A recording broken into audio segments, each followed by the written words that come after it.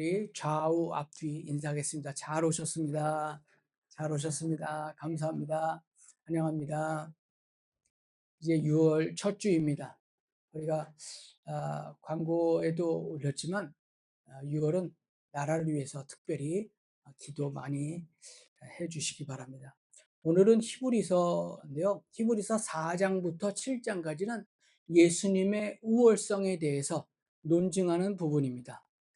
믿음과 인내를 권고하는 6장의 앞부분에 이어서 오늘은 성도들의 신앙을 격려하면서 하나님의 약속이 신실하심을 오늘 말씀을 우리들에게 가르쳐 주고 있습니다. 오늘 제목에 닻이라는 말이 있죠. 이거는 선박이나 해양 구조물들이 암석이나 지면에 연결해서 정착시키는 것 잘 아시죠?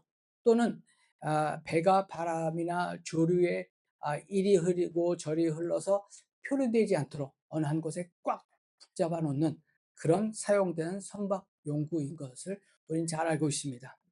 오늘은 하나님의 약속과 영혼의 닻에 대해서 말씀을 전하면서 같이 은혜를 나누고자 합니다.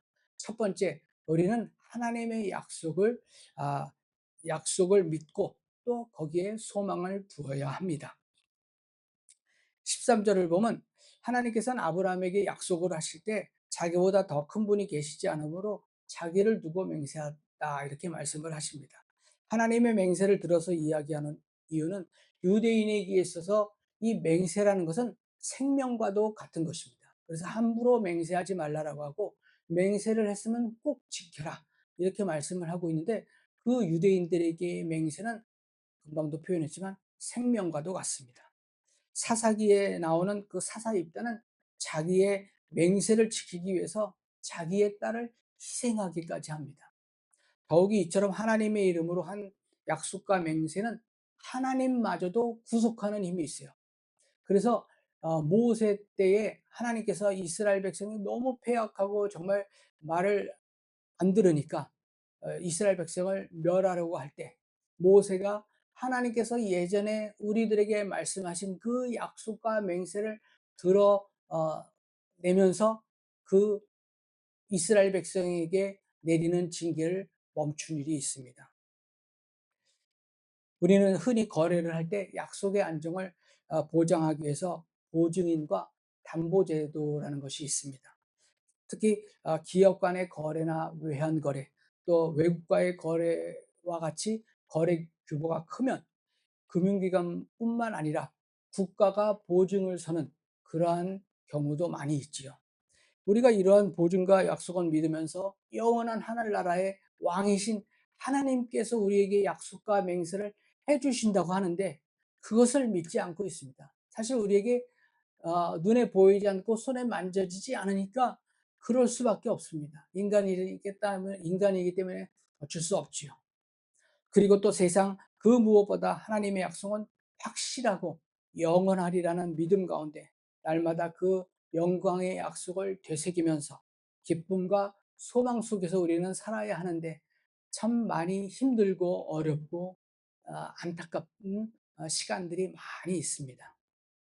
14절을 보면 내가 너를 복에 복을 주고 번성하게 하고 번성하게 하겠다. 이런 말씀을 하셨습니다. 14절은 하나님의 맹세를 언급하기 위해서 아브라함이 이삭을 바쳤을 때 하셨던 약속을 언급하는 것이지요. 전체적으로 보면 하나님께서는 이전부터 이 아브라함과 여러 번 약속을 했어요. 우리는 하나님께서 아브라함에게 하신 약속의 그 특징들을 살펴보기 위해서 더듬어 올라가면 창세기 12장 1절을 볼 수가 있습니다. 그래서 아브라함에게 뭐라고 그러냐면 너는 본토 친척 아버지 집을 떠나서 내게 지시할 땅으로 가라라고 합니다. 여기서 이 말은 내게 지시할 땅으로 가라라고 하는 것은 이민을 가라고 하는 그 뜻과 같습니다. 이민 가라고 하는 것인데 하나님의 약속은 참 이상하지 않습니까? 우리가 보통 이민이라고 하는 것은 온 가족의 생사가 달린 것으로 이민 갈 지역의 모든 정보를 입수하고 준비해도 불안할 텐데 하나님께서는 지시할 땅으로 가라고 하는 것이에요. 지시한 땅으로 가라는 것이 아니라 아직 얘기 안 했어. 일단 떠나보자. 이거예요. 그러니 얼마나 불안하겠습니까? 예컨대 오늘 많은 사람들이 자신이 사는 곳의 경제적 생활이 어려우니까 어떤 더 많은 기회를 찾고자, 돌파구를 찾고자 이민을 갑니다. 하지만 성경에 보면 하란에서 모은 소유와 얻은 사람들을 이끌고 갔다라고 했으니 이 아브라함은 결코 가난하지 않습니다. 또 어떤 사람은 젊을 때 기반을 확실하게 하기 위해서 이민을 가지요. 그런데 이때 아브라함의 나이는 75세로 고령입니다. 또 어떤 이들은 자녀 교육 때문에 떠난다고 하지만 아브라함에게는 어떠한 자식도 없고 또 앞으로 낳을 희망도 없습니다.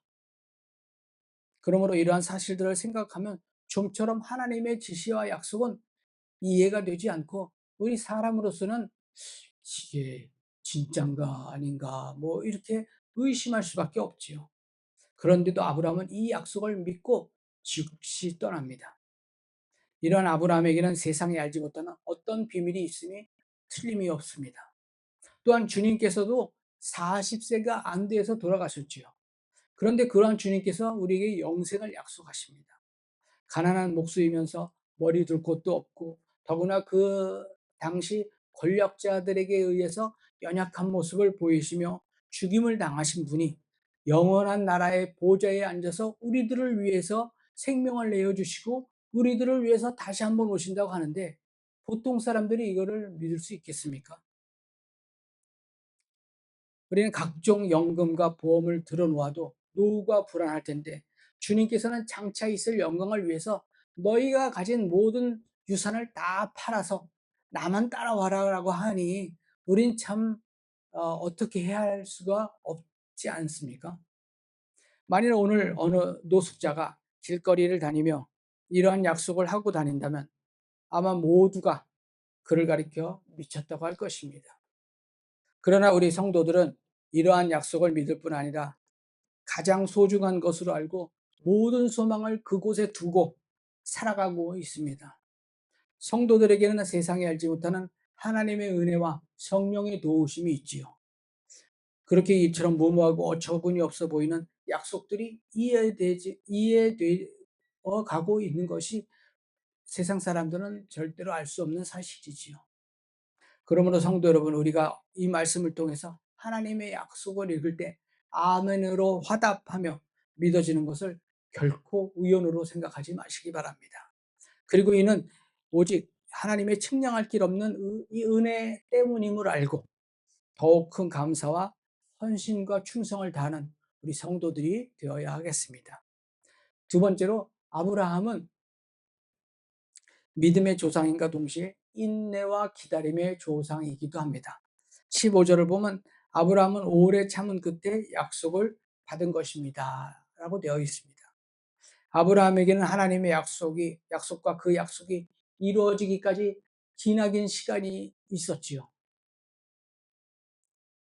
그렇다면 그동안의 인내와 기다림이라는 것을 우리는 한번 살펴봐야 합니다.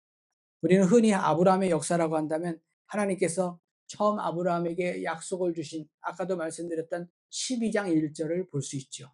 하지만 좀 더 깊게 올라가 보면 11장 30절에 어떤 말씀이 있냐면 11장에는 우리들이 참 성경 읽을 때 힘든 부분이죠.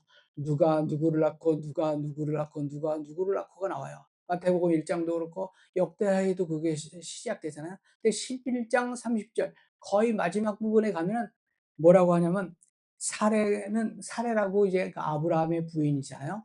사레는 잉태하지 못함으로 자식이 없었더라라고 창세기 11장 30절에 이 말씀을 하시면서 극적인 전환이 이제 생기게 되는 것이죠. 언제나 그렇듯이 하나님의 약속이 있었다고 해서 즉시 현실이 달라지진 않습니다. 너 내가 복 줄게. 그렇다고 지금 당장 무언가 떨어지는 것 느껴보신 적이 있으실까요? 없습니다. 그렇게 우리 하나님은 즉시 주실 때도 있지만 정말 우리에게 어떤 기다림의 그 훈련을 위해서 우리들에게 인내를 주십니다. 아브라함은 이러한 약속에도 불구하고 기근과 방랑, 조카와의 갈등, 생존을 위한 투쟁과 생사를 건 전쟁 등의 모든 고난을 겪어야 했습니다. 하나님이 이브 아브라함한테 무언가 약속을 해 주셨지만 그 가운데 그 기나긴 역사 동안에 정말 많은 일이 있었던 것이죠. 세월이 계속 흘러감에 따라 사라의 태는 정말 죽어 있고, 이러한 현실은 하나님의 약속은 점점 더 불가능한 것처럼 느낄 수밖에 없습니다. 그리하여 하나님께서 아브라함에 나타나서 세 번째 약속을 하실 때 아브라함이 뭐라고 그러냐면, 저에게는 자식이 없습니다. 하지만 이제 내가 갖고 있는 모든 것을 저 다메섹 녀석 엘리에셀에게 넘겨주겠습니다라고 하는 것을 우리는 볼 수 있습니다. 이것은 그가 얼마나 지치고 낙담해 있었는가를 우리가 볼 수 있죠. 하나님이 나한테 약속을 해 주셨는데 그것을 기다리다 보니 내가 이제 죽을 때가 다 돼서 어떻게 할 수가 없으니까 그냥 내 재산 저 엘리에셀한테 주겠습니다라고 포기를 하는 것이죠. 아무리 신앙의 영웅 아브라함이라고 해도 무쇠덩어리가 아닌 연약한 인간이었기에 불가능해 보이는 그 현실 속에서 약속과 약속 사이에 때로 의심하고 흔들리며 갈등과 절망을 겪기도 합니다. 심지어 두려웠기까지 한 것은 우리도 마찬가지지요. 하나님은 분명히 나에게 약속을 주셨는데 그게 언제 나한테 올지 뭐 조바심이 나기도 하고, 내가 뭔가를 좀 어떻게 해봐야 되는가라고 생각이 되고, 이럴 수밖에 없는 것이죠. 그러나 그의 위대한 점은 하나님께서 하늘의 별을 보여주시면서 재차 약속을 거듭하였을 때 하나님의 약속을 또 믿게 되지요. 그는 세월이 지나며 또다시 불가능해지는 현실이 오자 또 약속을 해주셨는데 저 별을 보면서 내가 너한테 어? 열방의 아비가 되게 해주겠다. 네 자손이 저 모래알과 같이 저 별과 같이 많게 해주겠다라고 했는데 뭐 보여야 말이죠. 손에 뭐 잡히는 게 없습니다. 그러자 어떻게 했어요? 이스마엘을 서둘러 낳는 연약함을 보이지요. 끝내 기다림과 인내로 이삭을 얻음으로써 승리를 하게 되지만 이렇게 아브라함은 약하디 약한 모습을 계속해서 보이고 말하는 것이죠. 그러나 이러한 인내와 순종은 이삭을 바치는 순간에 절정을 이루게 되고, 여기서 한 인간이 하나님의 약속을 받은 후 여기까지 얻기까지 얼마나 피눈물 나는 기다림과 인내가 있었는지를 우리는 한번 잘 볼 수 있습니다. 이러한 의미에서 아브라함은 믿음의 조상뿐만 아니라 인내와 기다림의 조상이라고 해도 과언이 아닙니다. 그리하여 눈앞의 현실에 좌우되지 말고 오직 믿음과 함께 오래 참고 기다림으로써 아브라함과 같이 약속을 기다리는, 그래서 그 약속을 받는 승리하는 성도들이 되시기를 바랍니다. 세 번째, 성경은 우리의 소망이 확실함을 보여주는 보증서입니다. 17절에 보면 약속을 상속받는 사람들에게서 하나님의 뜻이 아, 17절 더욱 변하지 않는다는 것을 더욱 환히 나타내 보이시려고 맹세로서 보증시켜 주셨습니다. 하나님은 만왕의 왕이시므로 굳이 약속은 물론 맹세를 하실 필요가 없지만 이는 받는 자들을 위해서 확신을 주기 위해서 맹세까지 하셨습니다. 그러므로 하나님의 맹세는 하나님을 위한 것이 아니라 우리 인간들을 위한 것이에요. 이처럼 하나님께서 인간을 위해 스스로 낮추시는 것을 가리켜 신학적으로 거룩한 낮추심, 거룩한 적응이라고 합니다. 우리 하나님은 세상의 그 누구와도 비교할 수 없는 만큼 지극히 높으신 분이지만 우리를 위해서 가장 낮은 자리로 내려오셔서 우리의 보조를 맞추신 것입니다. 그렇다면 오늘 우리 역시 낮은 모습으로 세상에 나아가서 눈높이를 맞으며 이런 하나님의 사랑을 온몸으로 전하는 자들이 되어야 합니다. 18절에 보면 소망을 붙잡으려고 세상에서 피하여 나온 사람들 우리가 두 가지 변할 수 없는 사실이 있다고 합니다. 그거는 약속과 맹세를 의지하는 거예요. 또 그래서 위로를 받게 하는 것이죠. 하나님께서는 약속하고 맹세하실 때 거짓말을 하지 않습니다. 여기서 그러니까 두 가지 변할 수 없는 사실은 하나님의 약속과 그 약속에 대한 맹세를 가리키는 것이죠. 이를 보면 성도들이 품는 소망은 단순한 소망이 아니라 하나님의 약속과 소망이 첨부된 그런 소망임을 알 수 있습니다. 성도의 소망은 그의 내면이나 주관에서 오는 것이 아니라 하나님의 약속과 맹세에서부터 옵니다. 이런 의미에서 세상 사람들의 소망은 주관적이고 실체가 없는 반면 우리들의 소망은 객관적이요 실체가 있는 소망입니다. 그래서 그 핵심은 바로 하나님의 예언과 약속이 어떻게 성취되고 있는지 우리가 알 수 있습니다. 이러한 면에서 볼 때 성경은 단지 좋은 교훈이 적힌 도덕적 교과서가 아니지요. 실로 우리의 소망에 대한 보증서입니다. 세상의 많은 사람들 가운데 우리 성도들은 성경 말씀이라고 하면 단지 교훈집 정도로 생각하여 따분한 것으로 생각할 수 있는 사람들도 있지만, 그리고 또 뭐 세상의 베스트셀러가 성경이라고 하는 말만 많이, 실제로 그렇기도 하지만 말만 있지, 베스트셀러, 우리가 소설책의 베스트셀러나 뭐 이런 거 되면 한번 읽어보려고 하죠. 근데 베스트셀러라고만 얘기하지 읽어보지를 않는다면 그냥 뭐 그냥 허울 좋은 그냥 장식품에 불과한 성경일 수밖에 없습니다. 우리는 날마다 성경을 더욱 가까이 함으로써 소망과 기쁨 속에서 나날이 세월어지고 주님의 재림을 기쁨 속에서 기다려야 합니다. 마지막으로 우리에게는 소망이라는 영혼의 닻이 있습니다. 우리에게는 이 소망이 있으니 안전하고 확실한 영혼의 덫과 같아서 휘장 안에까지 들어가게 해준다는 말씀입니다. 보통 인생을 논할 때 바다의 항해를 비유하지요. 히브리서 기자 역시 성도들의 삶을 천국으로 향하는 항해에 비유하며 소망이 닷과 같은 역할을 하고 있다는 이야기를 합니다. 우리가 성경에 보면 믿음, 소망, 사랑, 이것이 큰데 그중에서 뭐 사랑이 제일 크다, 이것이 중요한데 그렇게 이야기하죠. 또 소망, 그러니까 믿음, 소망, 사랑을 예전에 제가 한번 비유를 했지요. 가마가 두 개가 있습니다. 첫 번째 가마에는 사람들이 열심히 그 가마를 들고 앞에 고난과 또 산과 들과 바다가 있어도 열심히 그 가마를 들고 앞으로 전진해 나갑니다. 두 번째 가마는, 또 열심히 그 가마를 든 사람은 앞에 있는 사람만 쳐다보고 열심히 또 쫓아가지요. 그런데 그 가마가 가는, 그 향하는 곳이 어디라고 했습니까? 사랑이라고 그랬죠. 그러면 그 가마 안에 들어있던 거는 뭐예요? 믿음과 소망이죠. 믿음과 소망을 가지고 우리가 사랑이라고 하는 목표를 갖고 열심히 앞에 바위가 있고 산이 있고 들이 있고 바다가 있어도 열심히 그 가마들은 갑니다. 그래서 그 믿음과 소망을 가지고 사랑으로 가지만 마지막에 남는 거는 사랑이라고 하는 비유를 한번 들어드렸습니다. 이토록 이 히브리서 서신의 기자가 소망의 닷을 언급하는 이유는 당시 유대교의 거짓 가르침에 휩쓸려 뒷걸음치며 과거로 돌아가려고 하는 사람들이 있었기 때문입니다.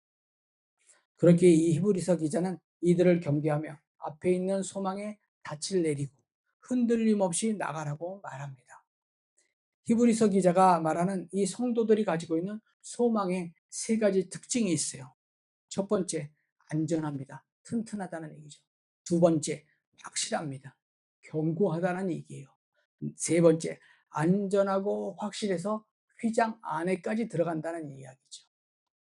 이 휘장 안이라는 것은 휘장 안쪽 부분으로서 지성소를 얘기하는 거죠.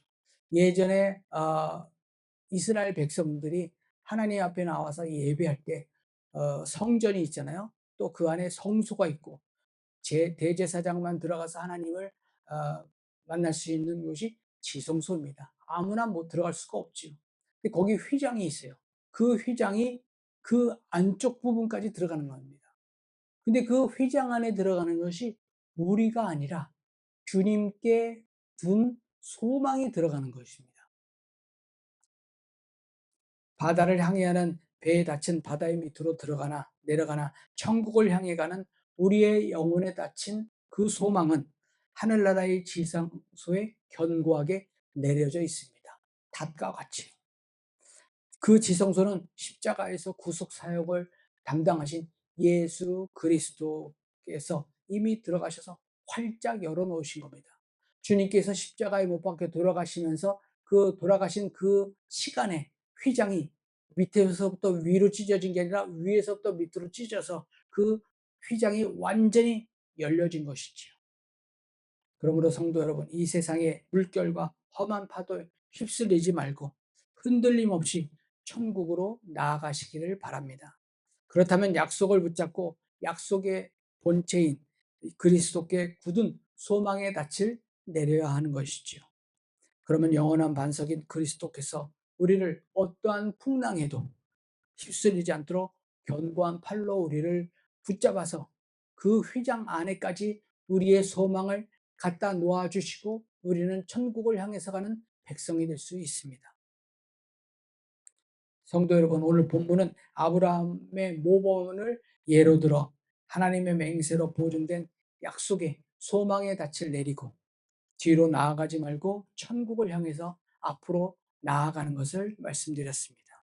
그러므로 오늘 우리도 눈에 보이는 것에 좌우되지 말고 세상에 보이는 것을 따르지 말고 오직 받은 약속의 소망을 두고 인내와 기다림 속에서 믿음의 수고를 다함으로써 앞서가신 그리스도와 함께 천국 장치의 기쁨을 영원토록 누리는 복된 성도들이 되시기를 주님의 이름으로 축원합니다.